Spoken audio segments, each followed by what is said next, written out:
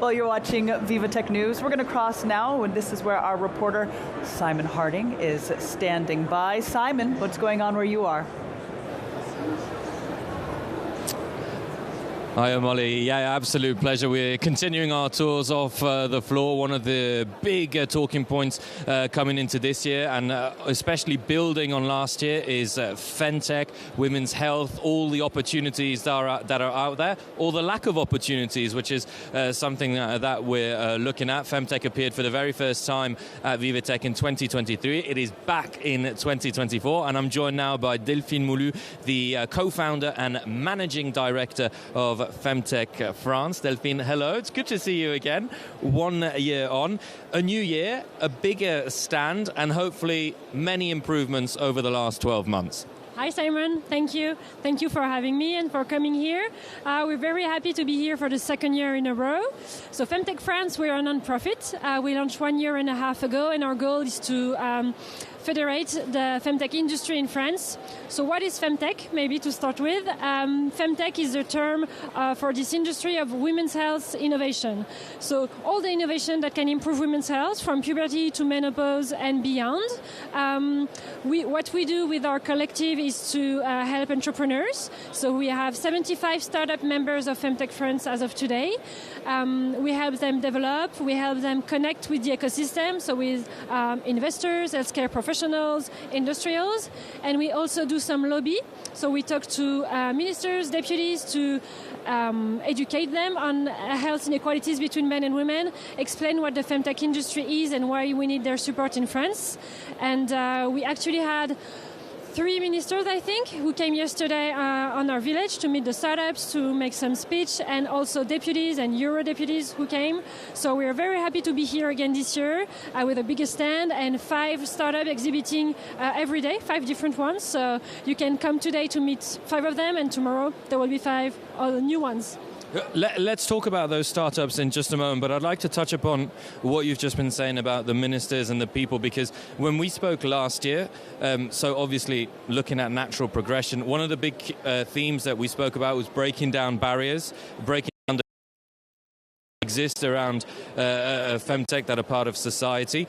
Do you feel that there's been an improvement, a change in that respect? Are you happy with the progress over the last year? And do you think that Femtech being at Viva Tech has helped that process?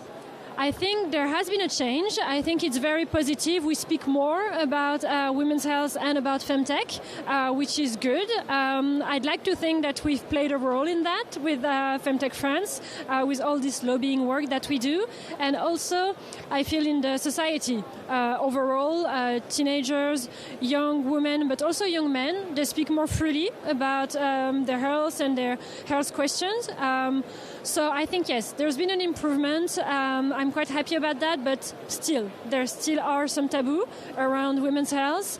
It's still very complicated for Femtech startup to raise money, for example, because they talk to men VC, and it's not that men VC are not interested in women's health, but they're not educated about that. So you need 5 slides to explain why periods are a problem, whereas if you pitch to a woman, you wouldn't even need that, because it's obvious they have their period every month, so they know that it can be a problem. So we still need to talk more about it. We still need a change in the industry. We need more female VC, and we need more support globally from also, the public sector. Let's talk a little bit more about the startups then. You said 5 every day, so we've had 15 in total. Some of those 20 is true, it's true, my apologies, I'm losing my days. But 20 in total, so what have been the standout startups, and what have been the sectors that have really been explored this year by the exhibitors here at the stands?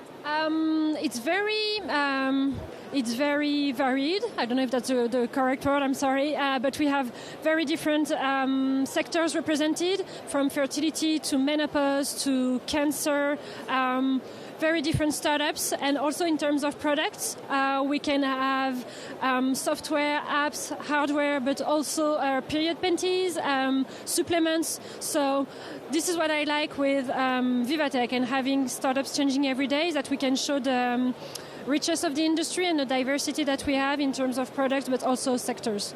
And in terms of that diversity, obviously we've spoken about the changes from 2023 to 2024. Going forwards over the next 12 months, let's go 1 year further. What would you like to change in terms of maybe the startups that come, obviously the attitudes in society we've spoken about, things here at Viva Tech? What do you think needs to happen for us to go to the next level? That's a very good question. So in terms of startups, we see missing opportunities or sectors that are not addressed. I'm thinking mental health. I'm thinking hormonal health. We need more innovation on those fields. In terms of Viva Tech, we're super happy to be here this year. I hope we'll come back next year. But maybe in terms of content, so this year there were a conference about Femtech and women's health, which is super. This is great. What I'd love to see next year is a talk on health tech with a Femtech speaker. We need to be... So combining the sectors, my apologies. Exactly, because having a Femtech conference is great, but you only have women in the room. Men don't feel targeted, whereas if we do health tech conference, men also will join the conversation, and I think it's super important as well. And something else that I would like to see in 2025 is more a new vehicle investment for Femtech in France or in Europe. We really need those funds for the French startups to explode and develop. One of the things you've spoken about a lot, Delphine, is obviously, having that conversation with men as well, and that education piece. We are seeing particularly the younger generations who are taking much bigger strides in that. And obviously the tech world, the innovation world, the Viva Tech world is a young world. So does that give us a lot of hope for the future and positivity? It does, yeah. It does, totally. And I think we will see that in the school, the business school, engineering school.